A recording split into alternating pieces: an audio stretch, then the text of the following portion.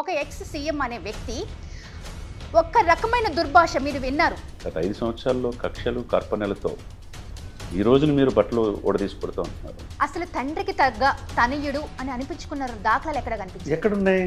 లేవనే కదా ప్రజలు మీకు 11 సీట్లు పరిమితం చేసింది. నెక్స్ట్ నేను వచ్చి అసలు నేనేంటో చూయిస్తా వీళ్ళందరికీ అని చెప్పి చాలా క్లియర్గా ఒక వార్న్ ఇచ్చేస్తున్నాడు జనాలకి. చంద్రబాబు నాయుడు గారిని వాళ్ళ కుమారుడిని DNA టెస్ట్ అన్నాడు మేడం.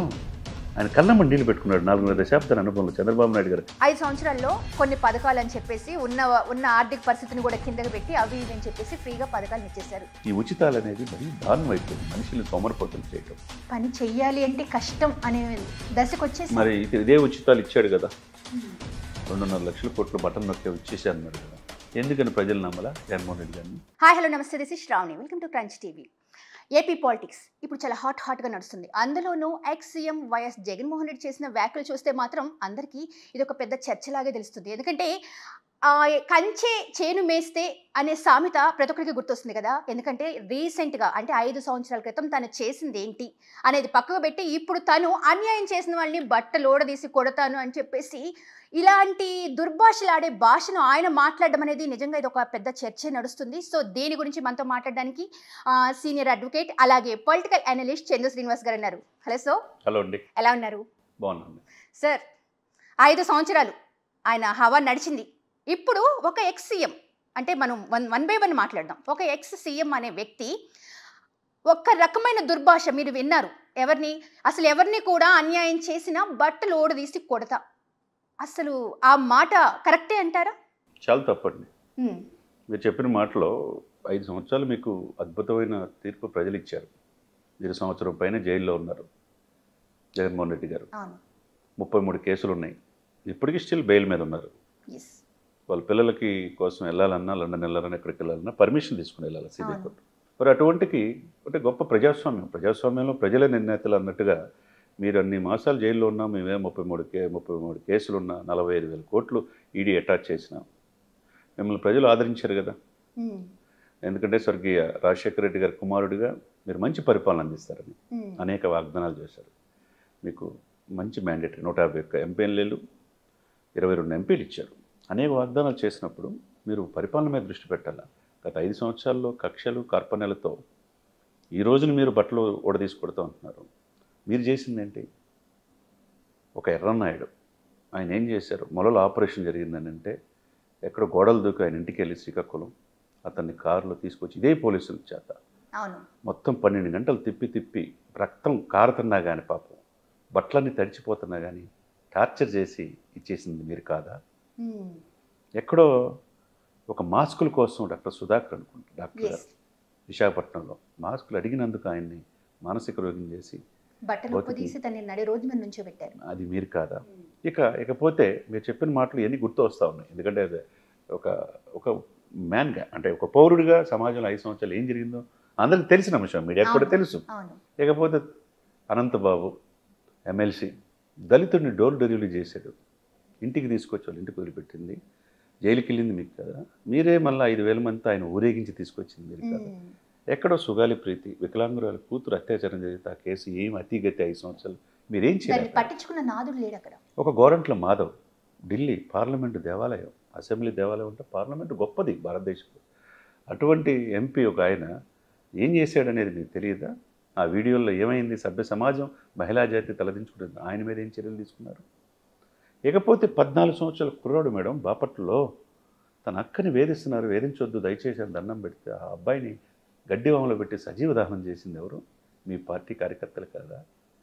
ఇకపోతే నిన్నగాక మొన్న మీరు ఏదో అమాయకులు అంటున్నారు వంశీ. అసలు సార్ మీరు గమనించండి, ఇది నిజం చెప్పాలంటే వంశీని దగ్గరికి వచ్చి పరామర్శించి పోలీసు ఒక అధికారి ఎవరైతే ఉన్నారో ఆ అధికారి నేను ఎలాగో 1 సంవత్సరంన్నరలో కూడా రిటైర్ అయిపోతాను అంటే రిటైర్ అయిపోతే ఏంటి, మహాసముద్రాలు దాటి ఉన్నా నేను దాటుకొని వచ్చి నిన్ను చేస్తాను అని చెప్పేసి డైరెక్ట్గా వార్న్ ఇచ్చాడు. ఇది ఏదో రాజరికం కాదు madam. Right to freedom of expression everywhere in India. Article 21, article 14, article 17 చెప్తున్నాయి. మీకైనా నాకైనా భావ ప్రకటన స్వేచ్ఛ ఉంటుంది. మీ వైపు నేను 1,000 చూపించాను, 4,000 నా వైపు ఉంటాయి, అంతే కదా. ఎదుటి వాళ్ళు మాట్లాడేటప్పుడు మూలాలు మర్చిపోకుండా మాట్లాడాలి. మీకు ఇచ్చింది 5 సంవత్సరాలే, 5 ఇయర్సే. రాబోయే 25 సంవత్సరాలు నేను తప్పితే ఇంకెవరు రారు ఈ రాజ్యంలో, సింహం సింగిల్గా వచ్చిందని మీరు అన్నారు కదా. మరి 5 సంవత్సరాలని ప్రజలు మిమ్మల్ని 151 సీట్ల నుంచి 151 మధ్యలో 5 తీసేసి 11కి ఎందుకు పరిమితం చేశారు? మిమ్మల్ని నమ్మలా. సంక్షేమం మాటన్న బటన్ నొక్కేమన్నారు 2 లక్షల కోట్లు. ఎవరి డబ్బు ఎవరికి ఇచ్చారు? చివరికి బుడమేరు పొంగితే ₹1 అనౌన్స్ చేశాడు. ₹1 ఎవరికి ఇచ్చిందో కూడా తెలియదు. అసలు ఇచ్చారా? పవన్ కళ్యాణ్ గారు 6 కోట్లు ఇచ్చారు, చంద్రబాబు నాయుడు గారు, లోకేష్ గారు ఇచ్చారు. దేశంలో ఏ రాష్ట్రంలో లేని విధంగా పారిశ్రామికవేత్తలు కావచ్చు, రాజకీయ నాయకులు కావచ్చు, అనేక మంది స్వచ్ఛంద సంస్థలు ఆంధ్రప్రదేశ్కి వచ్చినాయి.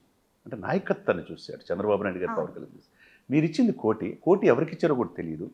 మీరు ఏ రోజైనా రూపాయి మీ సంస్థలు, మీ భారతీయ సిమెంట్స్ కావచ్చు, జగతి పబ్లికేషన్ కావచ్చు, సాక్షి కావచ్చు, ఏదో ఒక లాయర్గా నేను అడుగుతున్నాను, ఒక పౌరుడిగా అడుగుతున్నాను, మీరు ఏదైనా స్వచ్ఛంద సంస్థ మీరేమైనా చేశారా? కౌలు రైతులు 34 కోట్ల రూపాయలు ఇచ్చాడు తన బిడ్డలు డిపాజిట్లు తీసి పవన్ కళ్యాణ్ గారు. ఇప్పుడు అధికారంలో వచ్చిన తర్వాత చేయాల్సిన అవసరం లేదు, కానీ పంచాయతీ 400 గ్రామాలకు 400 లక్షలు 4 కోట్లు ఇచ్చాడు. ఈ రాష్ట్రానికి ఆ రాష్ట్రానికి ₹1 6 కోట్ల రూపాయలు ఆయన ఇచ్చాడు. 1 కోటి ఇచ్చింది ఎవరికో తెలియదు. మీరు ఏ విధంగా హక్కుంటుంది? మీరు నేనే ఉంటాను ఈ రాజరికంలో, నేను చెప్పిందే వినాలి వేదం అని చెప్పి సభ్య సమాజం తలదించుకునే విధంగా ఇప్పుడు మీరు మాట్లాడే మాట ఏదైతే ఉందో, బట్టలు పుదిసి కొడతాననేది ఏంటిది? ఎక్కడున్నావు రాజరికం? ఒకప్పుడు బీహార్ అలా ఆటవిక రాజ్యం అనుకుంటారు, యూపీ అలా ఉండేది. ఇప్పుడు బీహార్లో బ్రహ్మాండంగా ఉన్నారు, యూపీ బ్రహ్మాండంగా సస్యశ్యామలంగా యోగి ఆదిత్యనాథ్ పరిపాలిస్తున్నాడు. అటువంటిది మీరు ఆంధ్రప్రదేశ్లో ఇటువంటి విషపూరితమైన, అంటే విద్వేషాలు రెచ్చగొట్టే విధంగా మాట్లాడటం కరెక్ట్ కాదు కదా. ఇప్పుడు మీరు మాట్లాడినందుకే మేడం, మీరు మాట్లాడినందుకే 5 సంవత్సరాల్లో పవన్ కళ్యాణ్ వ్యక్తిగతంగా మాట్లాడినందుకే 4 పిల్లలు 4 కార్లు మార్చినట్టు, దత్తపుత్రుడు అని చెప్పి మాట్లాడినందుకే, సాక్షాత్తు నాయకుడే మాట్లాడితే ముఖ్యమంత్రి మిగతా ఎందుకు మాట్లాడు? పేర్నానే ఎందుకు మాట్లాడు? లేదా కొడాలి నాటి, వంశీ, రోజా, వీళ్ళందరూ, జోగి రమేష్, ఇక పోసాని కృష్ణమురళి అయితే ఇక లిమిట్స్ దాటి వీళ్ళందరూ గురువు ఎవరు? బాస్ ఎవరు? మీరేగా. మీరు చెప్పిన విద్య నిరదాక్ష అన్నట్టు వీళ్ళు ఎవరైనా గెలిచారా? గుర్తుపెట్టుకోండి మేడం, ఆయన అసెంబ్లీ గేటు దాటనివని చెప్పన్నారు. అసలు వీళ్ళ ఇంటి గేటు దాటి వీళ్ళు బయటకు రాలేని పరిస్థితి, దేశ సరిహద్దులు దాటి వెళ్ళిపోతున్నారు. పవన్ కళ్యాణ్ ఇది చేసిన ఆయన ఒక్కడే. కష్టాల్లో ఉన్నప్పుడు చంద్రబాబు నాయుడు గారు ఆదుకున్నాడు. ఆయనకున్న అనుభవం 4.5 దశాబ్దాల అనుభవం చంద్రబాబు నాయుడు గారిది. ఆయన అన్యాయంగా 52 రోజులు జైలు పెట్టారు. ఈరోజు ఆ కేసులు ఏమి లేదని చెప్పి డొల్లతనం బయటపడింది. ఆయనకున్న అనుభవం, ఈయనకున్న పోరాట పటిమ, వీళ్ళిద్దరు కలిసి కండిషనల్గా ప్రభుత్వ వ్యతిరేక ఓటుని చేసుకుంటూ ఈరోజు వెళ్తే 164 సీట్లు 21 మంది ఎంపీలు ఇచ్చారు. అది పరిపాలన. మీరేదో చేస్తామనుకుంటే ఏం చేయగలిగారు? పోలవరం పూర్తి చేశారా? లేకపోతే తీర ప్రాంతం 974 కిలోమీటర్లు గుజరాత్ తర్వాత అంతా ఉండి ఫుడ్ ప్రాసెసింగ్ యూనిట్స్ కానీ ఇండస్ట్రీస్ తేగలిగారా?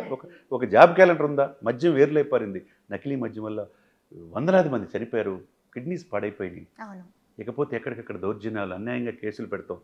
ఎక్కడ జనసేన కార్యకర్తలు టీడీపీల మీద మీరు వేధించలేదా? పట్టాభిని ఏం చేశారు, అరెస్ట్ చేశారు మీకు తెలియలేదా? ఎమ్మెల్యేలు, మాజీ ఎమ్మెల్యేని కూడా చూడలేదు కదా. ఇంక ఎవరు కూడా ఉండకూడదన్న ఉద్దేశం మీరు వ్యవహరించలేదా? నేనే రాజుని, మా నాన్నగారు ఫోటో పక్కన ఉండాలంటే, నాన్నగారు అంటే వాళ్ళు 108 ఆరోగ్యశ్రీ, పెద్దలకి ఫీజు రీంబర్స్మెంట్, అటువంటి అభ్యుదయ భావాలతో అటువంటి స్వర్ణయుగం లాంటి పరిపాలన రాజశేఖర రెడ్డి గారు ఇచ్చారు. అసలు తండ్రికి తగ్గ తనయుడు అని అనిపించుకున్నారు దాఖలాలు ఎక్కడ కనిపించాయి? ఎక్కడున్నాయి? లేవనే కదా ప్రజలు మీకు 11 సీట్లు పరిమితం చేసింది. సరే 11 సీట్లకి ఇచ్చారు. ఈరోజు అసెంబ్లీకి నువ్వు వెళ్తున్నావా? అసెంబ్లీకి దేవాలయం నువ్వు ప్రమాణ స్వీకారం చేసావు, అసెంబ్లీకి వెళ్ళాలి. 60 రోజులు వెళ్ళకపోతే అసలు అర్హత కూడా ఉండదు మీకు. అది మరి మీరు అసలు అసెంబ్లీకి వెళ్ళరు. ప్రజలు మిగతా 10 మందిని కూడా వెళ్ళని కూడా చేస్తున్నారు. అసెంబ్లీ దేవాలయం అంటే ఆ నియోజకవర్గ ప్రజల సమస్యలు తెలుసుకొని ఆ సమస్యలు రెక్టిఫై చేసుకొని ప్రజలకు కావాల్సింది ఇచ్చే బాధ్యత అది. మీరు మీతో పాటు 10 మందిని వెళ్ళనిపోతున్నారు. 10 మందిలో కూడా 4-5 ఎమ్మెల్యేలు జనసేన వైపు చూస్తున్నారని చెప్పి తెలుస్తుంది. ఇక ఎవరు మిగులుతారు మీ ఎమ్మట? నువ్వు చెప్పేటప్పుడు నీ పక్కన ఉన్న కోటరీ జగన్మోహన్ రెడ్డి గారు చూసుకోవాల్సింది ఏంటంటే, ఇప్పటికీ కూడా వెళ్ళిన వాళ్ళందరూ కూడా A2, ఈయనతో పాటు కేసులో విజయసాయి రెడ్డి ఎందుకు వెళ్ళిపోయాడు? ఎక్కడ నెల్లూరు ఒక్కటి చూద్దాం మేడం. ఆర్డర్లో చూసుకుంటే 9 జిల్లాలు 0కే పరిమితమైంది ఓవరాల్గా వైసీపీ. 9 జిల్లాలు. నెల్లూరు వేమిరెడ్డి ప్రభాకర్ నీకేం తక్కువ చేశాడు? 100 కోట్లు ఖర్చు పెట్టి నీ పార్టీ కోసం చేస్తే అన్యాయం జరుగుతుంది. నెల్లూరులో క్వారీలు అన్నీ కూడా చేస్తున్నారు వైసీపీ నాయకులే అంటే అటు చూసిన దాఖలాలు లేవు. లేదు, చూసిన దాఖలు లేవు. వాళ్ళ మాట విన్నావు. ఆయన భార్య బయటకు వచ్చారు. ఆయన ఎంపీ అయ్యాడు, వాళ్ళ భార్య ఎమ్మెల్యే అయింది. ఇంకేం కావాలా? ఇంక ఎవరైనా ప్రశ్నిస్తే వాళ్ళు జిల్లాలు ఇట్లా నెల్లూరు పోయిందా? గుంటూరు ఏమైపోయింది? ప్రకాశం జిల్లాలో ఏదో ఎర్రగొండపాలెం ఒకటి, దర్శి ఒకటి వచ్చింది. గుంటూరు పోయిందా? కృష్ణా జిల్లా పరిస్థితి ఏంది? ఉత్తరాంధ్ర ఏంది? చివరికి గోదావరి జిల్లాలో అయితే ఆయన చెప్పి పవన్ కళ్యాణ్ గారు ఈ 2 జిల్లాల్లో జీరోగా పరిమితం చేద్దాం అన్నాడు. ఎందుకంటే గోదావరి జిల్లాలో ఎవరైతే డిసైడ్ చేస్తారో వాళ్ళే అధికారంలో వచ్చేది. నిజంగా జీరో చెప్పి ఆయన చూపించాడు. ఇకపోతే తాడేపల్లిగూడెం సభలో ఆయన్ని విమర్శించినట్టండి నేటి రాజకీయాల్లో గత 5 సంవత్సరాల్లో ఆయన సంవత్సర ఆదాయం 1000 కోట్లు. ఆయన విమర్శించినట్టు ఏ రాజకీయం విమర్శించాల అతన్ని, పవన్ కళ్యాణ్ వాళ్ళ అమ్మని, పోసాని కృష్ణమురళి అయితే కళ్ళమ్మ నీళ్ళు వచ్చినాయి. మీకైనా నాకైనా ఈ మనం ఏ పార్టీలో ఆయన పక్కన పెట్టండి, ఒక సగటు పౌరుడిగా అరే ఇంత నీచంగా ఉంటాయి రాజకీయాలు. Posani Krishnamurali character artist. అత్తారింటికి దారేదరు కూర్చుని చూశారుగా, సోఫాలో కూర్చుంటే కింద కూర్చుని అయ్యా అని, అది క్యారెక్టర్.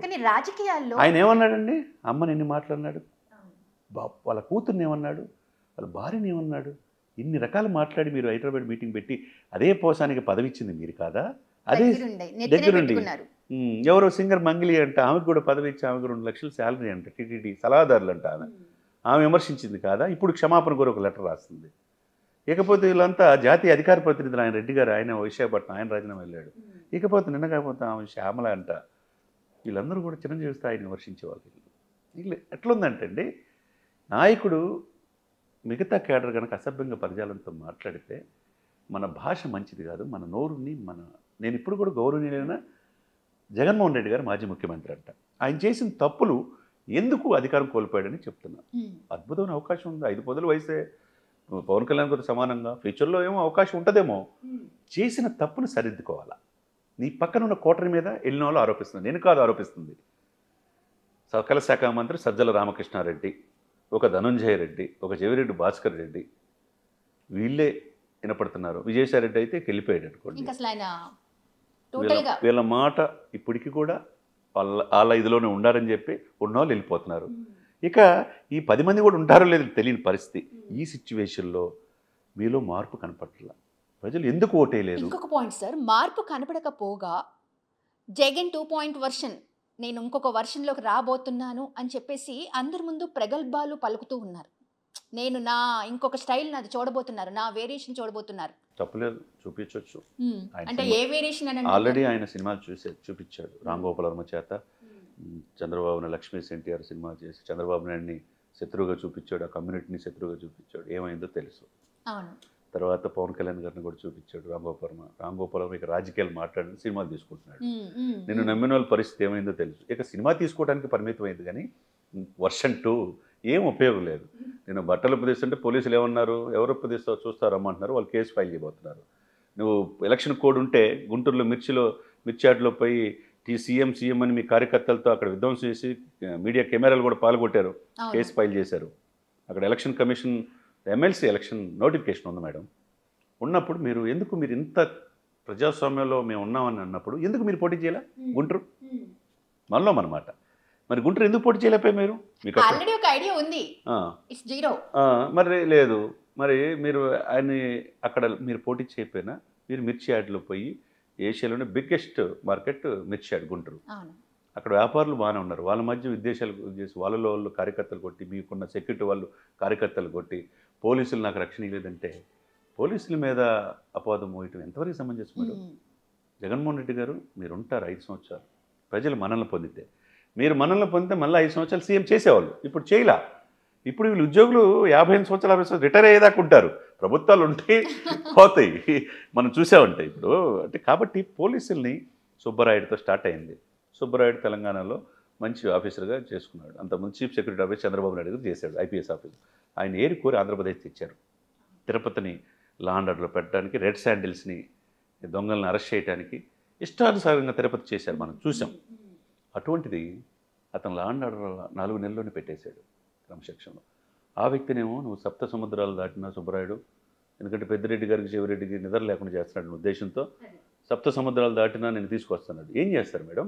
అంటే ఇక్కడే కక్షపూరితమైన రాజకీయం అనేది చాలా క్లియర్గా తెలుస్తుంది. అంటే నేను ప్రజలకి పాలన చేస్తాను, నేను ముందు నాది ఇది అనేది కాకుండా నెక్స్ట్ నేను వచ్చి అసలు నేనేంటో చూపిస్తా వీళ్ళందరికీ అని చెప్పి చాలా క్లియర్గా ఒక వార్న్ ఇచ్చేస్తున్నాడు జనాలకి.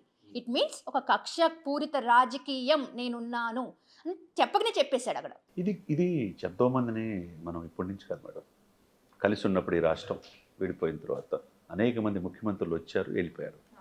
కానీ ప్రజలు మనల్ని పొందేవాళ్ళు ఉంటారు. ఇలా కక్షపూరితంగా మాట్లాడేది. మీరు పోలీసులు ఇప్పుడు అంటున్నారు, అదే పోలీసుల్ని మీరు ఎంత మీ చెప్పు చేతులతో పెట్టుకుంటే 15 మంది ఐపీఎస్లు ఏమైపోయారు ఇంకా పరిస్థితి.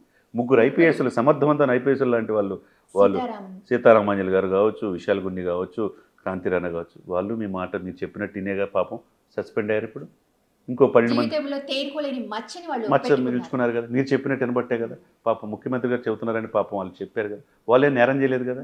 మిగతా 12 మంది ఐపీఎస్ ఆఫీసర్లు కూడా మీరు చెప్పినట్టు వినబట్టే కదా లూప్ లైన్లో ఉన్నారు. ఈ పరిస్థితి తెచ్చింది ఎవరు? మీరు కాదా? పిన్నెల్లి లక్ష్మారెడ్డి సరస్వతి భూముల కోసం పేదల్ని వేధించి బాంబులు కూడా వేసిన వ్యక్తి, అనేక కేసులు ఉన్న వ్యక్తిని అమాయకుడు అని అంటావు నువ్వు పోయి పలకరించి. నీకు అనేక 33 కేసులు ఉంటే సార్ నేను రాలేను అని చెప్పి వాయిదాలు కోరుతున్నావు. మరి వంశీని పలకరించడానికి, వంశీ అమాయకుడు, నీకు వంశీ పలకరించడానికి వెళ్తాం, నందిగం సురేష్ని పలకరించడానికి వెళ్తారు, పిన్నెల్లి లక్ష్మారెడ్డి ఇప్పుడు టైం ఉంటుందా? ఇదేంటి మేడం, వంశీ ఏం మాట్లాడాడు మేడం చంద్రబాబు నాయుడు గారిని, వాళ్ళ కుమారుడిని డిఎన్ఏ టెస్ట్ అన్నాడు మేడం. ఆయన కళ్ళమ్మ నీళ్ళు పెట్టుకున్నాడు 4.5 దశాబ్దాల అనుభవంలో చంద్రబాబు నాయుడు గారు. అది బాధ మీకు కనపడలేదా? ఇష్టానుసారంగా ఆ పార్టీలో గెలిచిన వ్యక్తి వంశీ టీడీపీని వదిలి వైసీపీకి వెళ్ళాడు. మీరేం చేశారు? ఆ కాన్స్టిట్యున్సీకి సంబంధించిన ఇది పార్టీ కార్యాలయాన్ని ధ్వంసం చేశారు. సత్యవర్ధన్ అనే దళితుడిని ఇప్పుడు ఆయన బెదిరించేసి కేసు విత్డ్రా చేసుకున్నట్టు చేశారు. మీరందరూ దొరికారుగా వీడియోలో. ఎస్సీ ఎస్టీ యాక్ట్ కూడా పెట్టారు. 16 కేసులు నటోరియస్ క్రిమినల్స్ అని పోలీసులు అతను రాశారంటే ఈరోజు ఆయనకి స్పెషల్ బెడ్ కావాలంటున్నాడు, ఫుడ్ కావాలంటున్నాడు. ఇప్పుడు రేపు ఇవాళ వాయిదా వేసినట్టున్నారు కోర్టులో. ఇవన్నీ ఏంటంటే చేసిన పాపం ఉరకనే పాపం. కొడాలి నాని ఏం తిట్టాడు, వంశీ ఏం తిట్టాడు అందరూ తెలుసు, రోజా ఏం మాట్లాడింది పవన్ కళ్యాణ్ అందరూ తెలుసు.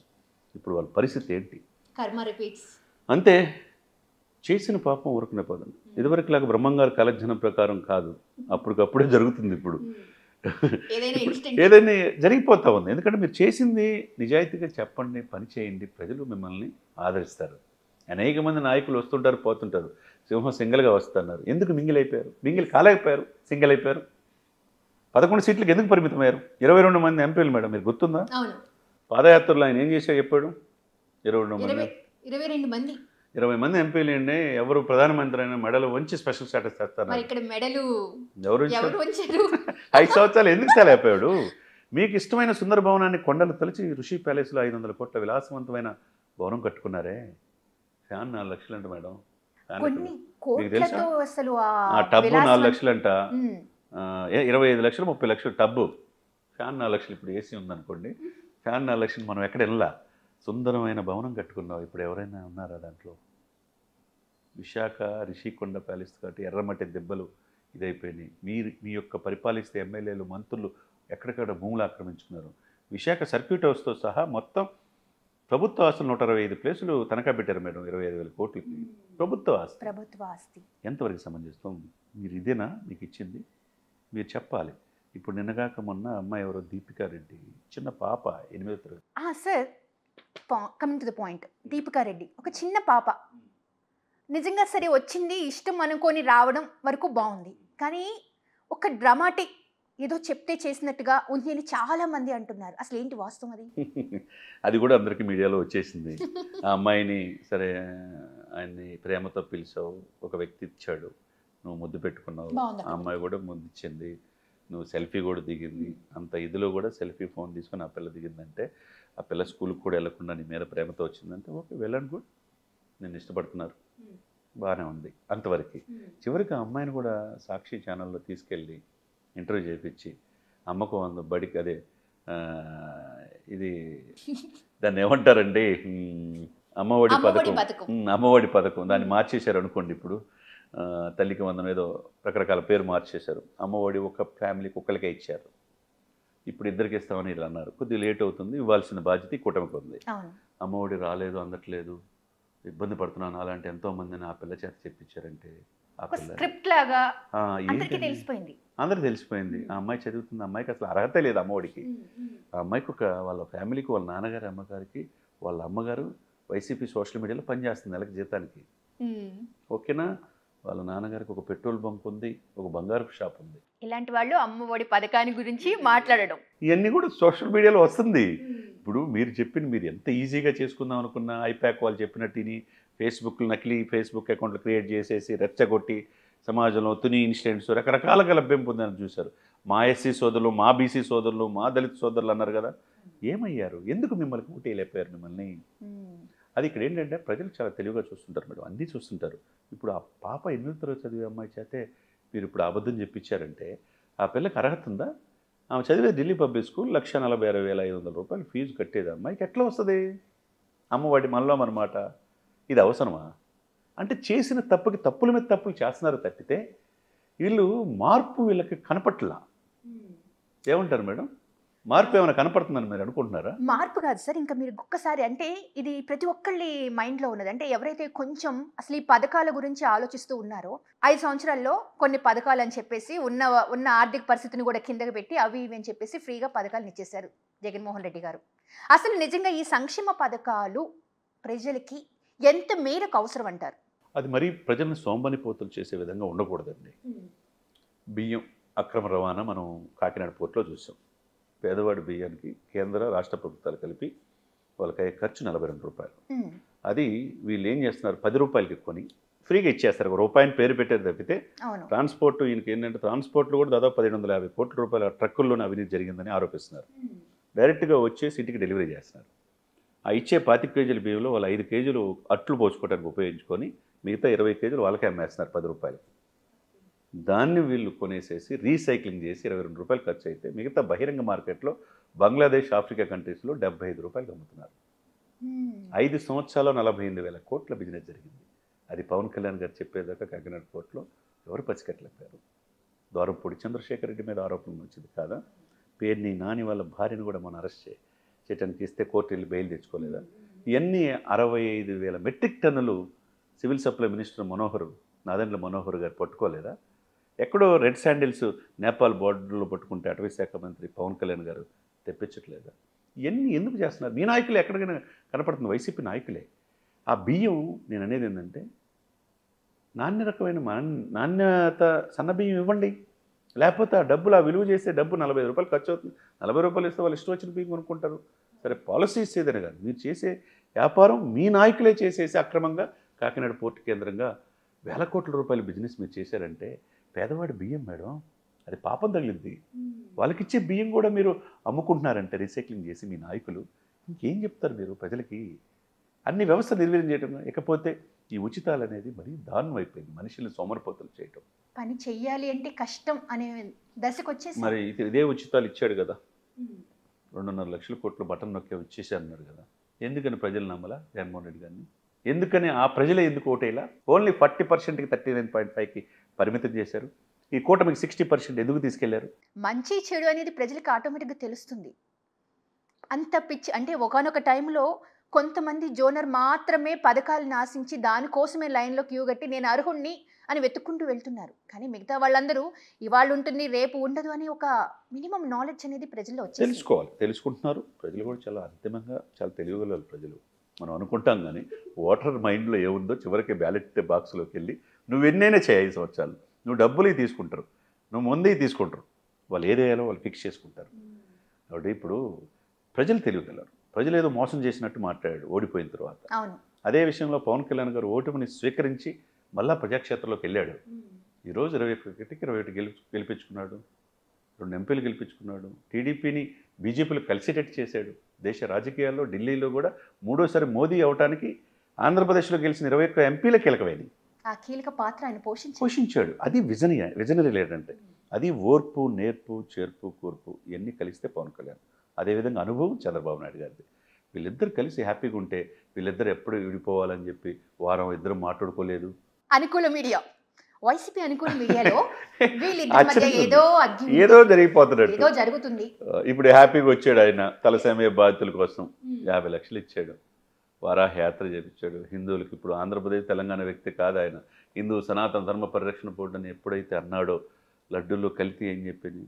ఆ డైరీ నిర్వాహకులు 5 అరెస్ట్ చేశారుగా, నిజమైపోయిందిగా. 11 రోజులు పాశ్చాత్య దీక్ష చేసుకుని కాలినడకని వెళ్ళాడు కదా మేడం పవన్ కళ్యాణ్ గారు. ఈరోజు మహారాష్ట్ర ఎలక్షన్లో కూడా సక్సెస్ రేట్ చూపించాడు. ఢిల్లీలో కూడా చంద్రబాబు నాయుడు గారిని పవన్ గారిని ఈరోజు నిన్న 4:30 కలిసి వెళ్ళారు. ఈరోజు రామ్లీలా మైదానంలో ఢిల్లీ ముఖ్యమంత్రి ప్రమాణ స్వీకారంలో పాల్గొంటున్నారంటే జాతీయ వ్యాప్తంగా ఎందుకు ఆ స్థాయిలో వెళ్ళిపోయారు? నువ్వు 22 మంది ఎంపీలు ఉండి నువ్వు ఎందుకు 5 సంవత్సరాలు చేయలేకపోయావు? ఏ రోజన్నా మిగతా ఎంపీలని ఎమ్మెల్యేని పక్కన పెట్టుకొని తీసుకెళ్ళావా అంటే లేదు. పవన్ కళ్యాణ్ గారు వెళ్తే 2 ఎంపీలు పక్కన ఉంటున్నారు, ఓకేనా. చంద్రబాబు నాయుడు గారు వెళ్తే అందరు ఎంపీలు ఉంటున్నారు, లోకేష్ వెళ్తే ఎమ్మెల్యేలు ఉంటున్నారు. ఎవరికొరు వర్క్ డిస్ట్రిబ్యూషన్ చేసుకోబట్టే రాష్ట్రం ఈరోజు ఎప్పుడు లేని విధంగా వలస వెళ్ళిపోయారు మేడం. ఆంధ్రప్రదేశ్ వదిలిపెట్టి వాళ్ళందరూ తిరిగి వస్తున్నారు. ఎప్పుడు లేని విధంగా 8 లక్షల కోట్ల అభివృద్ధి పనులు ఆంధ్రప్రదేశ్లో జరుగుతున్నాయి. ఏపీ గారితో సడన్ ఒక కీలక భేటీ పవన్ కళ్యాణ్ గారు ఇద్దరు భేటీ అయ్యారు. సో దీని పరంగా చూస్తే ఏపీ ముందు ముందు ఎలా ఉండబోతుందంటారు? డెఫినెట్గా మేడం. గత 5 సంవత్సరాల్లో ఉన్న వాళ్ళు ఎక్కడికి వెళ్ళిపోవాలని అన్ని వ్యవస్థ నిర్వీర్యం అయిపోయింది. మేము చెప్పిందే వేదం అన్నట్టు వైసీపీ నియంత్రిత పాలనలో వెళ్ళిపోయింది. మేము బటన్ నొక్కాం, లక్షల కోట్లు ఇస్తున్నాం, మాకే వేస్తారు ఓటు అని భ్రమలో వెళ్ళిపోయారు. భ్రమ, ట్రాన్స్, ఇల్యూజన్, ఆ కళల్లో వెళ్ళిపోయారు. ఆ కళల్లో వివరించి చివరికి 175 వస్తున్నాయని ప్రమాణ స్వీకారం కూడా హోటల్ కూడా బుక్ చేసి, తెలుసు మీకు, విశాఖపట్నం ఏర్పాట్లు కూడా చేసుకున్నారు, విజయోత్సవాలు కూడా చేసుకున్నారు. చివరికి ఆ 150 ఓట్లు 5 మిస్ అయింది, 11. ఇప్పుడు ఈరోజు చాలామంది విమర్శిస్తున్నారు కదా వీళ్ళందరినీ. మీరు వారసత్వం గురించి చెప్తున్నారు కదా, శ్యామల అనే ఆమె, ఇంకా మిగతా వాళ్ళు ఎవరో. జగనన్న వదిలిన బాణం మీకు కూడా తెలుసు. అవునవును, జగనన్న వదిలిన బాణం అని చెప్పేసి కొన్ని వేల కిలోమీటర్లు పాపం పాదయాత్ర చేసింది, సర్జరీ చేయించుకుంది, ఫిజియోథెరపీ చేయించుకుంటా, బిడ్డలను కూడా వదిలేసి, భర్తను వదిలేసి, పాపం తన అన్న కోసమేగా చేసినప్పుడు తన అమ్మగారు గౌరవ అధ్యక్షురాలు, ఆమెను గౌరవంగా పిలిచి అధ్యక్షుడిని కూడా నువ్వే తీసేసుకున్నావు, తల్లిని కూడా. చివరికి సరస్వతి భూములు కూడా వాటా ఉంటే 50% అది కూడా లాగేసి 3 పేజీలు నోటీస్ పంపాడు. నా గురించి నువ్వు రాజకీయంగా మాట్లాడకూడదు, అవినాష్ రెడ్డి గురించి మాట్లాడకూడదు, భారతి గురించి మాట్లాడకూడదు. మరి మీరు ఎక్కడ రాజకీయ వారసత్వం మీ సిస్టర్కి ఇచ్చారు? ఎప్పుడంటే పదవి ఇచ్చారా? వీళ్ళందరూ ఈ నాయకులంతా కాళ్ళు చెప్తున్నారు కదా, సరస్వతి భూములు ఏమైంది ఇప్పుడు? నీ తల్లిని ఏం చేసావు? నువ్వు వదిలిన బాణం ఎందుకు నీ వైపు గుచ్చుకుంటుంది? చంద్రబాబు నాయుడు గారు పవన్ కళ్యాణ్ కంటే ఆమె పదునైన భావజాలంతో మాట్లాడుతుంది. ఏది ఆంధ్రప్రదేశ్ కాంగ్రెస్ అధ్యక్షురాలుగా. మరి జగనన్న వదిలిన బాణం ఆమె సమాధానం చెప్పాలి కదా. మరి ఎందుకు నీవు జైల్లో ఉన్నప్పుడు ఎవరు అధికారంలో వచ్చి చేసింది? మీ తల్లి కాదా? మీ చెల్లి కాదా? మరి ఎందుకు రాజకీయ వారసత్వం ఆమెకు అందించలేకపోయావు? ఇంతమంది వెళ్ళిపోతుంటే పోయేవాళ్ళు పోతుంటారు, వచ్చేవాళ్ళు వస్తుంటారు అబ్బా అంటున్నాడు ఆయన. ఎంతమంది పోతే ఎందుకు వెళ్ళిపోతున్నారు? బాలశౌరి లాంటి వాళ్ళు మచిలీపట్నం ఎంపీ మేడం, గొప్ప వ్యక్తి. వాళ్ళ నాన్నగారు ఉన్నప్పుడు పక్కన ఫ్లైట్లో ఉండేవాడు, ఢిల్లీలో కార్యక్రమాలన్నీ కూడా చక్కపెట్టి రాష్ట్రానికి నిధులు తెచ్చేవాడు. అటువంటి వ్యక్తిని ఒక ముఖ్యమంత్రి రేవంత్ రెడ్డి గారు మల్కాజ్గిరి ఎంపీగా ఉన్నాడు, అందరికీ డిన్నర్ ఇచ్చాడు. ఏది ముఖ్యమంత్రి అయ్యాడు ఉద్దేశం ఢిల్లీలో, దానికి వెళ్ళాడని చెప్పేసి ఆయన్ని తిట్టి ఆయనతో మాట్లాడుతూ మానేసి చిన్న చూపు చూసేసాడు అక్కడ. అది చూడండి, ఆయన ఏమైపోయాడు? నువ్వు కాదనుకున్న వ్యక్తి జనసేన దగ్గరికి వెళ్ళిపోయాడు, ఏకంగా ఎంపీ అయి కూర్చున్నాడు. రేపు మా అప్పు మినిస్టర్ కూడా అవుతాడు. అంటే నువ్వు ఎందుకు వదులుకుంటున్నావు ఇటువంటి వ్యక్తిని? లావు కృష్ణదేవరాయలు నర్సాపేట ఎంపీ, నేను ఇక్కడే పోటీ చేస్తానన్నాడు. కాదు నువ్వు గుంటూరు చేయమన్నాడు, లేకపోతే వెళ్ళిపోమన్నాడు. ఎక్కడో అనిల్ కుమార్ యాదవ్ తీసుకొచ్చి, నెల్లూరుని తీసుకొచ్చి, నేను అసెంబ్లీ కొడతాను, ఇట్లానే మాట్లాడతాను, పార్లమెంట్ కూడా మాట్లాడుతున్నాడు. అసెంబ్లీ లేదు, పార్లమెంట్ లేదు, ఘోరంగా ఓడిపోయారు. చెవిరెడ్డి భాస్కర్ రెడ్డి చిత్తూరు నుంచి తీసుకొచ్చి నువ్వు ఒంగోలు వేస్తే గెలిపిస్తారా? బాగుంట ఫ్యామిలీని వదిలేసావు నువ్వు. అనిల్ కుమార్ యాదవ్, కృష్ణదేవరాయలు ఏమైపోయాడు ఇప్పుడు? యంగ్స్టర్, ఎక్కడ పత్తాలు కూడా లేరు. ఆయన అనిల్ కుమార్ యాదవ్ పత్తలేడు, కృష్ణదేవరాయలు గారు ఉన్నారు. కృష్ణదేవరాయలు గారు గుంటూరు నుంచి గెలిచాడు, ఇప్పుడు పార్లమెంట్ నాయకుడు అయిపోయాడు. ఈయన వదులుకున్న వ్యక్తి, మంచి పొజిషన్ లో ఉన్నారు. ఎవరైతే ఈయన కాదు కూడదు అని చెప్పేసి ఒక దగ్గరే పెట్టారో వాళ్ళు ఎక్కడ పత్తాకు లేకుండా లేరు. ఉత్తరాంధ్ర ఎందుకు ఒక బొత్స తప్పితే రేపు మాపో బొత్స కూడా పార్టీలో ఉండే పరిస్థితి కనపడుతుందా? మీరు పెంచుకున్న వంశీకృష్ణ యాదవ్ ఎందుకు వెళ్ళిపోయి జనసేనలో చేరాడు? ఉత్తరాంధ్ర నాయకులందరూ ఎందుకు వదిలిపెట్టి వెళ్తారు? ఈస్ట్ ఉభయ గోదావరి జిల్లాలో ఎందుకు 0 పరిమితం అయిపోయింది? నెల్లూరు కంచుకోట లాంటిది ఎందుకు అయిపోయింది? చివరికి రాయలసీమలో కూడా ఎందుకు ఇంత విపత్కరమైన పరిస్థితి అంటే ఓవరాల్గా ఏంటంటే నియంతృత్వ ధోరణి. నాదే నడవాలి, నేను చెప్పిందే వేదనం, కుక్కను పెట్టినా గెలుస్తుంది. ఇది కాదు. ప్రజలు చాలా తెలివిగలరు, మారారు. నువ్వు ఎన్ని లక్షల కోట్లు ఉన్నా లక్షల కోట్లు కాదు నీకు. లక్షల కోట్లు ఏమీ తీసుకెళ్ళావు. మీకు ఏమన్నా గ్యారెంటీ ఉందా మేడం? మీకు 1 లక్ష కోట్లు ఉంటే ఈ పుట్టుక మరణం ఈ 2 మధ్య మీరు ఏం సాధించారనేది ముఖ్యం. మీరు నియంతృత్వంతో పాలించి నేను తప్పితే ఇంకెవరు ఉండకూడదు, నేను చెప్పిందే యాదం, కుక్కను పెట్టిన గెలిస్తే అహంభావంతో ఉంటే ఏమైందో చూశారు కదా. అది కుక్క అని జనాలు చెప్పేస్తున్నారు, గెలిపించమని నిర్మోహమాటంగా చూపించారు. అంటే నేను అనేది ఏంటంటే ఎప్పుడు కూడా మూలాలు మర్చిపోకూడదు. మీ తండ్రి వేసిన మార్గాన్ని, తండ్రి జగన్మోహన్ రెడ్డి, రాజశేఖర రెడ్డి గారు చాలా మార్పు చెంది ప్రజా సంక్షేమ పరమావధిగా పనిచేశాడు పాపం. ఢిల్లీ పెద్దలు కూడా చేసి ఆయన చేసిన మార్గంలో నువ్వు ఎప్పుడైనా పయనించావా? తండ్రిని మించి పరిపాలన చేస్తాను ఎందుకు చేయలేకపోయావు? ఎందుకు సంక్షేమ అభివృద్ధి అనే 2 కళ్ళు లాంటిది సంక్షేమం మాటను బటన్ నొక్కావు అనుకున్నావు, అభివృద్ధిని మర్చిపోయావు. అస్తవ్యస్తమైన రోడ్ల వల్ల వేలాది మంది చనిపోయారు ఆంధ్రప్రదేశ్లో. నువ్వు పోలవరం పూర్తి చేయాల, ఆంధ్రుల జీవనాడి. ఇప్పుడు పోలవరంకి 15,000 కోట్లు ఇచ్చారు. అమిత్ షా మొన్న 2028 కల్లా పూర్తి కావాలన్నాడు. తర్వాత అమరావతి రాజధానికి 15,000 కోట్లు ఇచ్చారు. ఒక మంచి శుభ సూచికం అన్నీ కూడా ఇప్పుడు 8 లక్షల కోట్లు అభివృద్ధి కార్యక్రమాలు వస్తున్నాయి. ఇప్పుడు అనేక ప్రాజెక్ట్స్ వస్తున్నాయి. ఎప్పుడు దేశంలో లేని విధంగా హైడ్రోజన్ ప్రాజెక్ట్ 1,50,000 కోట్లు విశాఖపట్నంలో వచ్చింది. బల్క్ డ్రగ్ ప్రాజెక్ట్స్ వస్తున్నాయి, ఫుడ్ ప్రాసెసింగ్ యూనిట్స్ వస్తున్నాయి, టూరిజం 7 ప్రాజెక్ట్స్ పవన్ కళ్యాణ్ గారు తెచ్చుకోగలిగారు. అఖండ గోదావరి ప్రాజెక్టు, గండికోట ప్రాజెక్టు లాంటి టూరిజం డెవలప్ అవుతుంది. ఎందుకు నువ్వు 5 సంవత్సరాలు చేయలేకపోయావు అనేది ప్రజలు. నీకున్న కోటరీ నేను చెప్పింది వేదం అనుకుంటే తప్పు మేడం. ఎప్పుడు కూడా నాకు మించిన వాళ్ళు లేడనుకుంటే అది అహంతో కూడిన ఇది తప్పితే, ఇప్పటికైనా ఆయన మార్చుకుంటే ఆయన ధోరణి. అలా ఉన్న కేడర్లో ఉన్న చాలామంది కార్యకర్తలు మనకు తెలిసిన వాళ్ళు కూడా ఉంటారు కదా, వాళ్ళు కూడా మా నాయకుడు మారాలంటున్నారు. ఆయన కనుక మార్పు ఉంటే ప్రజలు ఏమో ఫ్యూచర్లో ఓ 10 సంవత్సరాలకైనా అవకాశం ఉంటుందేమో. అంతే తప్పితే నేనే రావాలి సీఎం అని చెప్పి నేను అరుస్తున్నారు మిర్చి యాడ్లో. ఎలా సీఎం అవుతాడు? కేవలం వాళ్ళ అనుకూల మీడియా మాత్రమే అసలు పథకాలు ఏమీ లేవు, ఏమీ చేయలేదు అని చెప్పేసి వచ్చింది. కానీ మిగతా వాళ్ళందరూ అడ్డంగా వెహికల్స్ పెట్టారు, మిర్చి యార్డ్లో ఇంత రద్దీ ప్రదేశంలో చేయడం వల్ల చాలా ఇబ్బంది అయింది అని చెప్పేసి బయటకు వచ్చింది. ఇప్పుడు నేను అనేది ఏంటంటే, బోరగడ్డ అనిల్, వర్ర రవీందర్ రెడ్డి సోషల్ మీడియాని అడ్డం పెట్టుకొని ఫీల్డ్ ఆపరేషన్ ఏజెన్సీ అని ప్రతి 50 మంది జీవితాలని నానక్రమగూడ ఆఫీస్ ఇక్కడ పెట్టారు. 4 కోట్ల మంది భవిష్యత్తు. ఆమె భారతి గారి పిఏ కూడా. ఇట్లా ఈయనకి నచ్చిన వాళ్ళకి ఇచ్చుకున్నాడు ఈయన. ఏమైపోయింది ఇప్పుడు వీళ్ళంతా? బోరగడ్డ అనేది ఏం మాట్లాడాడు? రోజా ఏంటి పరిస్థితి? వీళ్ళు ఇష్టం వచ్చినట్టు మాట్లాడిన వాళ్ళంతా గేటు దాటని ఉన్నారుగా పవన్ కళ్యాణ్ గారు. ఆయన ఎగిరి గేటు దాటిని అసెంబ్లీలో పోయి ప్రమాణ స్వీకారం చేసి దేశ రాజకీయాలే శాసించే టాప్ పర్సన్స్లో ఆయన ఉండిపోయాడు. మోదీ గారి పక్కన ఈయన పవన్ గారు తుఫాన్ అనే పరిస్థితి వెళ్ళిపోయాడు. ఇక ఏం చెప్తారు సమాధానం దీనికి? ఎదిగే కొంది ఒదిగి ఉండాలి మేడం. మూలాలు మర్చిపోకూడదు. మర్చిపోతే ఏంటి పరిస్థితి? జగన్ నిన్ను అధపాతాలను తొక్కపోతే నా పేరు పవన్ కళ్యాణ్ కాదు, నా పార్టీ జనసేన కాదు అని చెప్పి చేశాడు పవన్ కళ్యాణ్.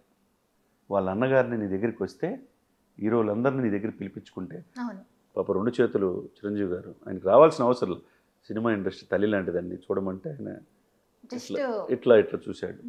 ఏమైంది ఇప్పుడు? ఏమైంది? ఆయన మెగాస్టార్ పద్మవిభూషణుడే. దేశ ప్రధాని పక్కన మొన్న కిషన్ రెడ్డి గారి ఇంట్లో ఫంక్షన్ జరిగితే పక్కన భుజం మీద చేసుకొని చిరంజీవి గారిని పిలిపించుకున్నాడు. ఆ అన్న గౌరవాన్ని పవన్ కళ్యాణ్ గారు ఇక్కడ చూపించాడు. వేవ్ అనే ఆర్గనైజేషన్లో అత్యంత ప్రభావితమైన భారతీయులు 15 మంది నటుల్లో చిరంజీవి గారిని కూడా చేర్చి పక్కన కూర్చోబెట్టుకున్నాడు. దేశంలో రేపు అత్యున్నతమైన పొజిషన్ చిరంజీవి గారు రాబోతుందని అన్నారంటే ఏంటి పరిస్థితి? ఈరోజు పవన్ ఆ రేంజ్లో వెళ్ళాడంటే పరిస్థితి ఏంటి? మరి ఎందుకు మీరు 20 మంది ఎంపీలు గెలిపించుకున్నప్పుడు ఎందుకు రాష్ట్ర అభివృద్ధి మీద దృష్టి పెట్టలేపారు? ఇష్టం వచ్చినట్టు మాట్లాడి వ్యక్తిగతాన్ని చేయటం మంచిది కాదు మేడం. ప్రజలు చూస్తుంటారు. ఇది అవసరంలా ప్రజలకి. నువ్వేం చేసావు? నువ్వు ఇచ్చిన వాగ్దానం నిర్వర్తించావా లేదా? మాకు ఉద్యోగాలు ఇచ్చావా లేదా? మా పిల్లలకి, మా టీచర్లు ఉద్యోగాలు లేవా? లేకపోతే జాబ్ క్యాలెండర్ దాన్ని కరెక్ట్గా ఇచ్చావా లేదా? వాళ్ళకి ఏరియర్స్ ఉన్నాయి టీచర్లకి, వాళ్ళకి తీర్చావా లేదా? అప్పులు మాయం చేసావా? లేకపోతే అభివృద్ధి మార్గాన్ని తీసుకెళ్ళావా? నువ్వు చంద్రబాబు నాయుడు చేశాడు అమరావతి, అక్కడ నిర్వీర్యం చేయాలి, అదే పెట్టుకున్నావు. ఇప్పుడు ఏమైంది? 3 రాజధానులు అన్నావు, విశాఖపట్నం ఫ్యామిలీ పెడుతున్నావు, పెట్టగలిగావా? కర్నూలు జ్యుడిషియల్ క్యాపిటల్ అన్నావు, అది చేయగలిగావా? నువ్వు అనుకున్న నీ రాయలసీమ ప్రజలే నేను ఎందుకు తిరస్కరించారు? నీ పక్క నుండి అన్ని కేసుల్లో ఏటుకున్న విజయసాయిరెడ్డి ప్రముఖ చార్టెడ్ అకౌంటే రాజ్యసభ సభ్యుడు 2028 వరకు ఉంటే ఆయన ఎందుకు వదిలిపెట్టి వెళ్ళిపోయాడు? రేపు మాపో ఉన్న 8 మంది ఎంపీలు కూడా ఆయన వైవి సుబ్బారెడ్డి తప్పితే ఆయన 2030 వరకు ఉంటాడండి. వైవి సుబ్బారెడ్డి, గొల్ల బాబురావు ఇటువంటి వాళ్ళు రాజ్యసభలో. అంటే స్టిల్ ఇంకా పార్టీని నమ్ముతున్నారంటారా? లేకుంటే అంటే వాళ్ళ బాబాయ్ కాబట్టి ఒకళ్ళిద్దరు తప్పితే మొత్తం ఆల్మోస్ట్ రాజ్యసభ కూడా ఖాళీ అయిపోయే అవకాశం వైసీపీ. ఈ విపత్కరమైన పరిస్థితి. అంటే ప్రజలకి మీకు అసెంబ్లీలో పోరాడొచ్చు 11 మంది ఎమ్మెల్యేలతో పోయి మాట్లాడండి. ప్రభుత్వం తప్పు చేస్తుంది. మీరు ఇచ్చిన వాగ్దానాలు 6 గ్యారెంటీలను ఇచ్చారు, మీరు ఇచ్చారు, మిమ్మల్ని నమ్మలా, వారిని నమ్మారు. మీరు 6 గ్యారెంటీలు అన్నారు, ఇంతవరకు ఎందుకు చేయలా? మహిళకు ఉచిత బస్సు ఇంతవరకు చేయలా, ఎందుకు చేయలేకపోయారని అడగండి. అంతే కదా, అడగాలి. అడగకుండా మీరు మేము అసెంబ్లీకి రావంటే మాకు ప్రత్యేక హోదా ఇస్తారా, ప్రత్యేక ప్రతిపక్ష హోదా ఇస్తారా అని చెప్పి కోర్టుకు వెళ్ళారు. కోర్టు మా పరిధిలో కాదు, అసెంబ్లీ పరిధిలో వెళ్ళిపోమన్నారు. అక్కడికి వెళ్ళి అసెంబ్లీలో స్పీకర్ని ఎవరిని అడిగాం? ఆడక్కడ ఎవరున్నాడా? ఆ రోజు ఆయన కేసులో పెట్టి, ఆయన మీద రేపు కేసులో పెట్టి ఆ వయసులో జైల్లో వేసిన అయ్యన్న పాత్రుడు ఉన్నాడు. చివరికి రఘురామ కృష్ణరాజు ఉన్నాడు అక్కడ. ఆయన అధ్యక్ష అనాలా? మీరు వెళ్ళాల్సిన పరిస్థితి ఇప్పుడు ఉంటే ఇవన్నీ అనలేక వెళ్ళలేకపోతున్నాడా? లేకపోతే వాళ్ళనే నువ్వు అడగాల్సిన పరిస్థితి వచ్చిందంటే దైవేచ్ఛ అనాలా? ఇది ఏదైనా కానండి, మూలాలు మర్చిపోకూడదు. ప్రజల్ని బిలో పావర్టీ లైన్, దారిద్ర్యరేఖ దిగువనున్న ప్రజల్ని వాళ్ళకి ఏం కావాలి, వాళ్ళు దీర్ఘకాలికమైన ఈ వచ్చినాయా లేదా చూస్తారంతే. తాత్కాలికమైన ఇదిలో బటన్ నొక్కాం, పథకాలు ఇచ్చామంటే మిమ్మల్ని ఉంచరు వాళ్ళు. ఎందుకు మరి ఉంచలేదు? నువ్వు సంక్షేమం మాటున అభివృద్ధిని మర్చిపోయావు. సంక్షేమము అభివృద్ధి రెండు కళ్ళుగా ఇప్పుడు కూటమి పనిచేస్తుంది కాబట్టి కేంద్ర ప్రభుత్వం కూడా వాళ్ళు అడిగిందే తనువుగా లక్షల కోట్ల రూపాయలు ప్రాజెక్టులు ఇస్తున్నారు. ఆశ ఆంధ్రప్రదేశ్లో ఏపీ అనేది ఒక స్టేజ్లో కనిపిస్తుంది. ఫస్ట్ గోయింగ్ ఆర్టిఫిషియల్ ఇంటెలిజెన్స్ కావచ్చు, మనం చూసాం కదా మొన్న సీ ప్లేన్ అని ఒకటి పెట్టారు, అది కావచ్చు. తర్వాత డ్రోన్ విన్యాసాలు మనం చూసాం. అత్యంత టెక్నాలజీని అందిపుచ్చుకోవడంలో చంద్రబాబు నాయుడు గారు ముందుంటారు. తర్వాత ఎలెన్ మస్క్తో కూడా వాళ్ళని కూడా అది తీసుకురావడానికి ప్రయత్నం చేస్తున్నారు. తర్వాత రెన్యూబుల్ ఎనర్జీ మీద దృష్టి పెట్టారు. తర్వాత టూరిజం చేయబోతున్నారు. అనేక ప్రాజెక్ట్స్ తీసుకురాబోతున్నారు ఆంధ్రప్రదేశ్కి. ఇప్పుడు ఆశ చిగురిస్తుంది. ఇప్పటికిప్పుడు ఆయన అభివృద్ధి కాకపోయినా రాబోయే 5-10 సంవత్సరాల్లో ఆంధ్రప్రదేశ్ ఓకే గుడ్, మనం ఉండగలం, మనం వ్యాపారాలు చేసుకోగలం, మనం పెట్టుబడులు పెట్టచ్చు అనే భావన ఉన్నదన్నమాట. పవన్ కళ్యాణ్ గారు కాపు మొన్న కుంభమేళాకి వెళ్ళారు, తన సతీ సమేతంగా. అలాగే త్రివిక్రమ్ గారు కూడా వెళ్ళారు. అయితే ఇక్కడ ప్రతి ఒక్కళ్ళు కొంతమంది ఈ పాయింట్ని ఎక్కువగా రేస్ చేస్తున్నారు. ఏంటంటే ఆయన కుంభమేళాకి వెళ్ళడం సనాతన ధర్మం అని చెప్పి పాటించడం వరకు బాగుంది కదా, బట్ జంజం వేసుకున్నారేంటి? అసలు జంజం ఆయనకి రాదు, ఆయన ఎలా జంజం వేసుకుంటారు అని చెప్పేసి అంటున్నారు. అసలు దాని గురించి మీరేమంటారు? ఇప్పుడు బ్రాహ్మణులు కూడా అదే మాట అడిగితే వేసుకోవచ్చు, తప్పలేదన్నారు. అది పెద్ద సబ్జెక్టే చెప్పండి మేడం. హిందూ సనాతన ధర్మ పరిరక్షణ కోసం 145 కోట్ల జనాభాలో 100 కోట్ల మంది హిందువులకు ప్రతినిధిగా ఆయన ఒక వాయిస్ ఇచ్చాడు. పరమ పవిత్రమైన తిరుమలలో అపవిత్ర జరిగింది. అదే రాజశేఖర రెడ్డి గారి కుమారుడు జగన్మోహన్ రెడ్డి గారి హయాంలో 165 గుడుల మీద దాడులు జరిగినాయి. అంతర్వేదిలో దగ్ధం చేసేస్తే రథం పిచ్చోడు తగలబెట్టాడు అన్నారు. ఎవరి మీద చర్యలు తీసుకున్నారా? ఇది ప్యాషన్ అయిపోయింది. కుహనా లౌకికవాదులు అది. ఇప్పుడు ముస్లిమ్స్ వక్ఫ్ బోర్డు ఉన్నప్పుడు, క్రిస్టియన్స్కి బైబిల్ మిషన్స్ ఉన్నప్పుడు హిందువులకి ఒక సనాతన ధర్మ పరిరక్షణ బోర్డు అవసరం లేదా? ఎందుకు ఖచ్చితంగా ఉండాలి? 100 కోట్ల మంది హిందువులకు ఒక వాయిస్ అయ్యాడు ఆయన. ఆయన జన్యం వేసుకోవడం ఏముంది? బ్రాహ్మణులు పురోహితులు కూడా చెప్పుకొచ్చున్నారు. అంటే సరే, ఆయన చెప్పేదాకా వారాహి అమ్మవారు ఒకరు ఉన్నారు, 11 రోజులు దీక్ష చేయాలనేది ఎవరికైనా తెలిసిందా? ఆయన ఎందుకు చేశాడు? ఆయనే తీసుకొచ్చాడు. వారాహి యాత్ర ఆ బస్సు అడుగుపెట్టనివన్నారు, ఆపగలిగారా? దూసుకుపోయి 100 స్పీడ్తో వెళ్ళిపోయి అధికారులు వచ్చేది చేయగలిగింది.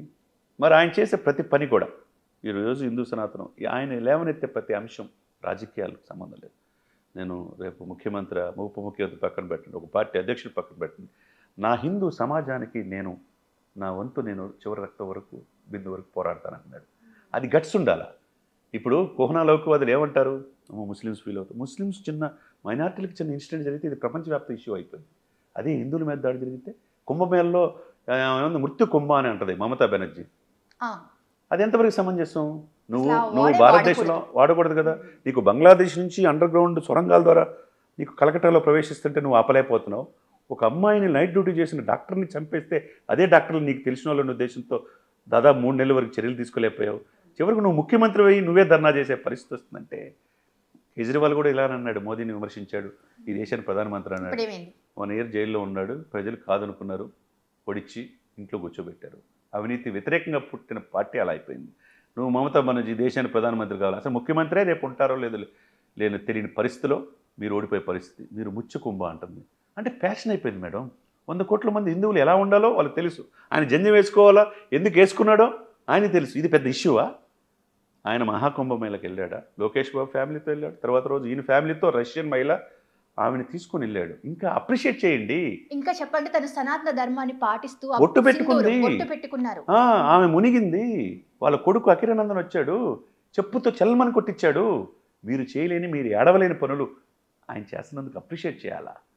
అంతేగాని నువ్వు డిక్లరేషన్ అయ్యి జగన్మోహన్ రెడ్డి గారు తిరుమలకి వెళ్ళలేకపోయారు, పవన్ కళ్యాణ్ వచ్చి వాళ్ళ బిడ్డలు డిక్లరేషన్ సంతకం పెట్టించాడు. నువ్వు మరి ఎలక్షన్ మూమెంట్లో ఈ విశాఖ శారదాపేట వెళ్ళి హరిద్వారం ఎక్కడికి వెళ్ళి 3 మునగలు మునిగినంత మాత్రాన హిందూ మతం తీసుకున్నట్టు కాదు మేడం. అది చేసే ఈ చీప్ టెక్నిక్స్ అంటాం. అంటే ఏదన్నా ఒకటి మంచి జరుగుతుంది అంటే దాన్ని ఓర్చుకోలేని తనంతోనే ఇలాంటివన్నీ పుట్టిస్తూ ఉంటారంటారా? అంతే కదా, ఎదిగెక్కుంది. ఇప్పుడు రాజకీయాల్లో పవన్ కళ్యాణ్ రాకపోతే ఎవరేమనరు. రాజకీయాల్లో వచ్చి వాళ్ళ సీటుకి ఎసురు పెట్టాడు అనేదిగా. నేను ఈరోజు చెప్తున్నా, గుర్తుపెట్టుకోండి మీ టీవీ ఛానల్ సాక్షిగా, పవన్ కళ్యాణ్ గారు ఉన్నంతకాలం ఆంధ్రప్రదేశ్లో రాజకీయాల్లో జగన్మోహన్ రెడ్డి గారు సీఎం అవటం కష్టం. 100%. నేను 2 years క్రితం కూడా చెప్పా, దేశ రాజకీయాలు పవన్ కళ్యాణ్ శాసించబోతున్నాడు. పవన్ కళ్యాణ్ గారి యొక్క ఇది వల్ల బీజేపీలో టీడీపీ కూడా కలవబోతుంది ఎన్డీఏలో అని చెప్పి ఎన్డీఏలో కీలకమైన పాత్ర పోషించబోతున్నాడని చెప్పాను. ఎవరు చెప్పలా. ఈరోజు మళ్ళా చెప్తున్నా, పవన్ కళ్యాణ్ రాజకీయాలు ఆంధ్రప్రదేశ్లోని ఊహించుకోవటం కష్టం. పవన్ కళ్యాణ్ ఈ కూటమిలో ఉన్నంతకాలం, ఈ కూటమిలో ఆయన్ని ఎక్కడ గౌరవానికి భంగం కలగకుండా చూసుకున్నంతకాలం దశాబ్దం ఇల్లే పరిపాలిస్తారు. దశాబ్దమా 15 సంవత్సరాలు. ఆయనకి ఏదన్నా ఇదన్నా ఆయన లేకుండా ఇది చేస్తే వీళ్ళిద్దరు విడిగొట్టాలని చూస్తుంది వైసీపీ. ఈయన ఉంటే కనుక మేము రాదు, మా భవిష్యత్తు లేదనేది వాళ్ళ క్లారిటీ ఉంది. అందుకనే ఏదన్నా అంశం ఉంటే చిరంజీవి గారిని విమర్శించడానికి, పవన్ కళ్యాణ్ విమర్శించడానికి వీళ్ళు ముందు వస్తున్నారు తప్పితే, 7 రోజులు కనపడపోతే వీళ్ళ మధ్య విభేదాలు వచ్చినాయని చెప్పేసి వేస్తున్నారు తప్పితే, హ్యాపీగా వచ్చారు. తలసీమే బాధితులకు 50 లక్షలు ఇచ్చాడు. భువనేశ్వర్ గారు అప్రిషియేట్ చేశారు. వాళ్ళు నెక్స్ట్ లెవెల్ ఎలివేషన్ తమన్ మ్యూజికల్లో ప్రత్యేకమైన సాంగ్ కూడా పాడారు. బాపట్లో పుట్టిన ఆ విధంగా పవన్ కళ్యాణ్కి ఏం కావాలి చెప్పండి మేడం. ఆయనకి రాజకీయాల్లో ప్రజల కోసం, ప్రజల సంక్షేమం కోసం ఆంధ్రప్రదేశ్ ప్రజలు ఈ దేశం సుభిక్షంగా ఉండాలి, దేశంలో మోదీ గారు లాంటి ప్రధానమంత్రి ఉండాలి, అనుభవం ఉన్న చంద్రబాబు నాయుడు కావాలంటాడు. ఆ దిశగా వెళ్తున్నాడు. రేపు రోజు నెక్స్ట్ ఎలక్షన్లో పవన్ కళ్యాణ్ సీఎం అవ్వచ్చు. ఆ విధంగా లోకేష్ గారు డిప్యూటీ సీఎం అవ్వచ్చు. చాలా జరుగుతాయి. అంతే తప్పితే ఇప్పుడు సీఎం డిప్యూటీ సీఎంలు ఖాళీ ఏమి లేవు. గతంలో ఆయన ఇచ్చినట్టుగా 5 డిప్యూటీ సీఎంలు ఇస్తే అసలు డిప్యూటీ సీఎంలు ఎందుకు ఇచ్చారో కూడా తెలియని పరిస్థితి. ఇప్పుడున్న డిప్యూటీ సీఎం చంద్రబాబు నాయుడుతో సమానంగా ఉంటున్నాడు. ఆయన అన్నింటిలో ఇన్వాల్వ్ అయ్యి చేస్తున్నాడు. 13,336 గ్రామాల గ్రామ సభలు పెట్టాడు. ప్రపంచ రికార్డు సృష్టించాడు. గ్రామీణాభివృద్ధిలో 23వ ప్లేస్లో ఉంది 29 రాష్ట్రాల్లో. గత ప్రభుత్వం జగన్మోహన్ రెడ్డి గారు ఉన్నప్పుడు ఇది 4వ ప్లేస్కి వచ్చింది. అంటే అభివృద్ధి నెక్స్ట్ లెవెల్ వెళ్తుంది.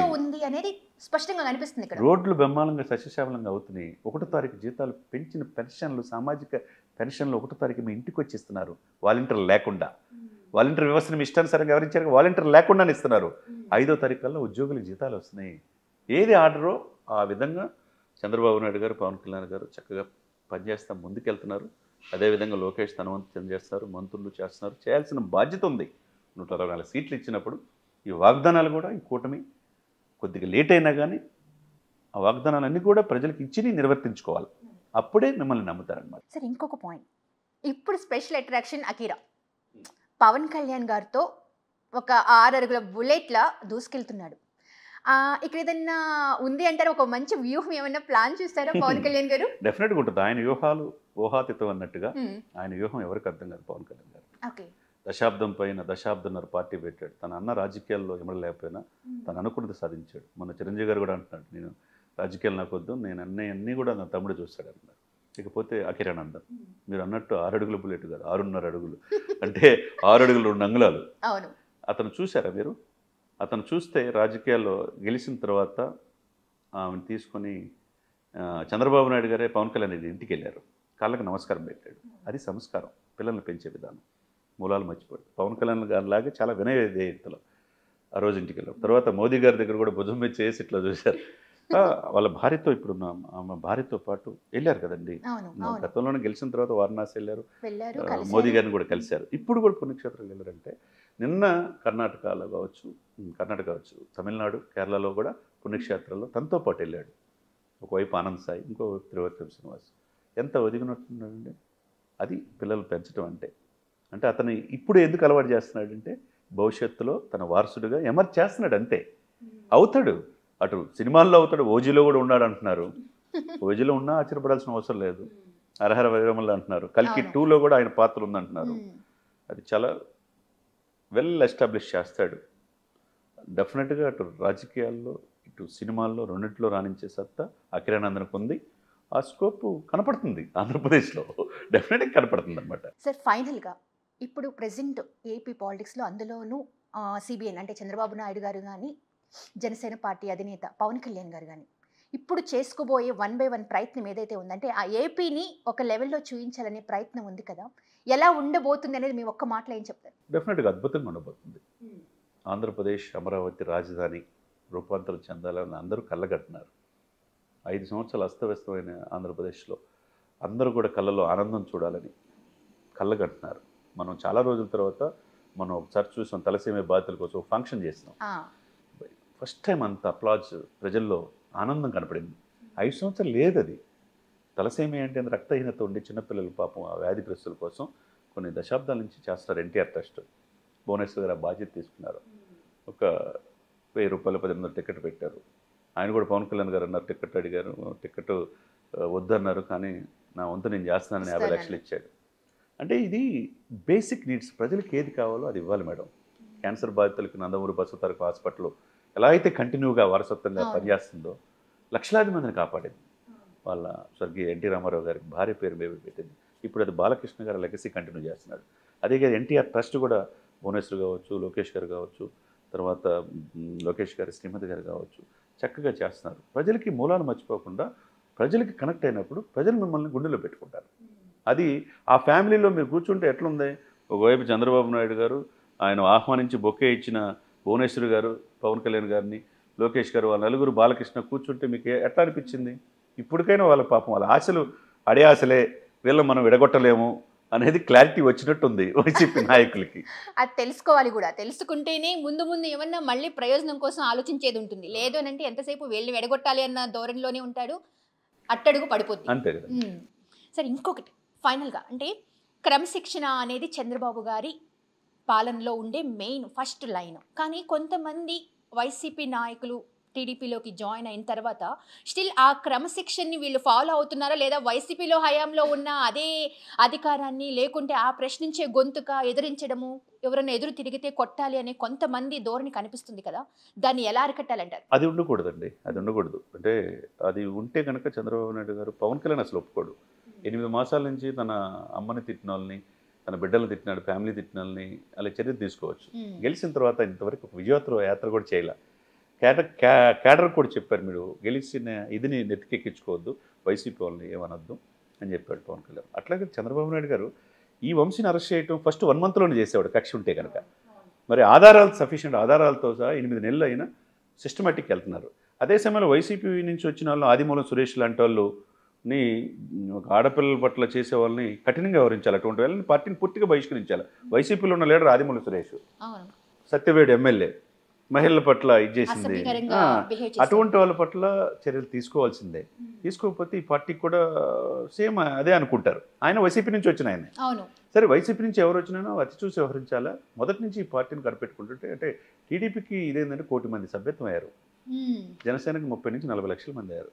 ఎందుకు స్ట్రాంగ్ అంటే టీడీపీ 4 దశాబ్దాలు ఉన్న పార్టీ 8 సార్లు ఎమ్మెల్యే కుప్పం అయ్యాడంటే, రాజకీయాల్లోనే ఒక దళితుడిని స్పీకర్గా బలయోగం తీసుకెళ్ళగలిగాడంటే, అబ్దుల్ కలాం లాంటి వాళ్ళని దేశీయానికి రాష్ట్రపతిని అందించాడంటే అంత అపారమైన అనుభవం చంద్రబాబు నాయుడు సొంతం. అదే సమయంలో ఈయనకి కరెక్ట్గా ఆ అనుభవానికి ఒక పోరాట పట్టుమగా పవన్ కళ్యాణ్ గారు జత అయ్యారు. వీళ్ళు దక్షిణ భారతదేశంలో రేపు రాబోయే రోజుల్లో ఇంకా పరిణితి చెందిన నాయకులుగా ఎమర్జ్ అవుతారు ఈ దేశానికి. అవసరం ఇటువంటి లీడర్షిప్ మోదీ గారు కూడా కోరుకుంటున్నారన్నమాట. ఆ దిశకి వెళ్ళే అవకాశం ఉంది. మీరు అన్నట్టు వైసీపీ నుంచి వచ్చే వాళ్ళు చేర్చుకునేటప్పుడు చాలా జాగ్రత్తగా వ్యవహరించాలి. వీళ్ళు మన యొక్క లైనప్కి, కూటమి లైనప్కి కరెక్ట్గా ఉంటారా లేదా, వీళ్ళని వివేదించినట్టు వెళ్తారా, అనవసరమైన ఇది చేస్తారా చూసి అతి చూసి తీసుకోవాలి. ఇప్పుడు అసలు యాక్చువల్గా ఇక్కడ ఖాళీ ఏమి లేవు. ఇక్కడ తీసుకునేటప్పుడు ప్రతిది కూడా అతి చూసి ఇది చేసుకోవాలి. ఇప్పుడు సామినేని ఉదయభాన్ ఉన్నారు, వైసీపీ నుంచి వచ్చాడు, మచ్చలేని నాయకుడు, కృష్ణా జిల్లా ఇన్ఛార్జి జనసేన చేర్చుకున్నారు. వంశీ కృష్ణ యాదవ్, అతను వైసీపీకి ఉపయోగపడ్డాడు తప్పితే అతనికి వైసీపీ ఉపయోగపడ్డాడు. ఆయన ఎమ్మెల్యే అయ్యాడు.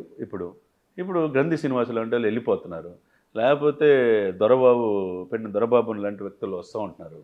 చాలామంది వచ్చేవాళ్ళు ఉన్నారు, ఇక్కడ ఖాళీ లేదు. పిఠాపురం ఎమ్మెల్యేగా ఆయన గెలిచిన వ్యక్తి రేపు ప్లీనరీ 14న ప్లీనరీ మార్చి 12, 13, 14న ప్లీనరీ 10 లక్షల మందితో చేయబోతున్నాడు. అంటే తన పార్టీని కూడా ముందుకు తీసుకెళ్లే ఇదిలో పవన్ కళ్యాణ్ గారు ఉన్నారు. కాబట్టి పార్టీని ఎమర్జ్ చేసుకోవాలా, కొంతమంది వచ్చేవాళ్ళని అతి చూసి తీసుకోవాల్సిన అవసరం ఉన్నది. ఇప్పుడు ఈ భుజాలు అరిగిపోయేటట్టు మోసిన వాళ్ళు ఉంటారు కదా, అధికారం లేనప్పుడు టీడీపీ వాళ్ళు కావచ్చు, జనసేన కావచ్చు, వాళ్ళని గుర్తించి వాళ్ళకి పదవులు ఇచ్చి గౌరవించాల్సిన బాధ్యత ఇరువురికి ఉంటుంది, అటు బీజేపీకి కావచ్చు, టీడీపీకి కావచ్చు, జనసేన కావచ్చు. మూలాలు మర్చిపోకుండా ఎవరైతే పార్టీ జెండా మోసారో, జగన్మోహన్ రెడ్డి గారి చేత కేసులు పెట్టించుకున్నారో, ఆర్థికంగా చెతికిలు పడిపోయారో వాళ్ళని గుర్తించేయాల. ఏదో పారాచూట్ లీడర్స్ అన్నట్టుగా పైనుంచి కింద దిగి వాళ్ళకి అప్పనంగా ఇస్తే అది కాలం కష్టపడిన వాళ్ళు అది ప్రజలకు తీసుకోలేరు అనమాట. కాబట్టి ఎవరైతే పార్టీ జెండా మోసారో, కేసులు పెట్టించుకుని దెబ్బలు తిని ఇన్నాళ్ళు 5 సంవత్సరాలు మక్కువని ధైర్యంతో పార్టీని మళ్ళీ అధికారంలో వచ్చి చేయగలిగారో వాళ్ళని చూసి చేయాలి. అదేవిధంగా జనసేన క్యాడర్ని టీడీపీ వాళ్ళు బాగా చూసుకోవాలా, అయితే బీజేపీని కలుసుకోవాలా. 3 పార్టీలు కలిసి ముందుకెళితే కనుక పవన్ కళ్యాణ్ గారికి అన్నట్టుగా ఒక దశాబ్దం పాటు ఈ కూటమి అధికారంలో ఉండే అవకాశం ఇప్పుడున్న పరిస్థితుల్లో స్పష్టంగా కనపడుతుంది. Thank you so much. So చూసారు కదా, ఏపీ పాలిటిక్స్ ఎంత హాట్గా ఉన్నా అక్కడ చంద్రబాబు గారికి పవన్ కళ్యాణ్ గారు ఇద్దరు కలిసి ఉంటే మాత్రం వైఎస్ జగన్ గారు ఏమీ చేయలేరు అనేది ఒక క్లారిటీగా అయితే సార్ చెప్పడం జరిగింది. ఎనీవేస్ చూస్తూనే ఉండండి క్రంచ్ టీవీ.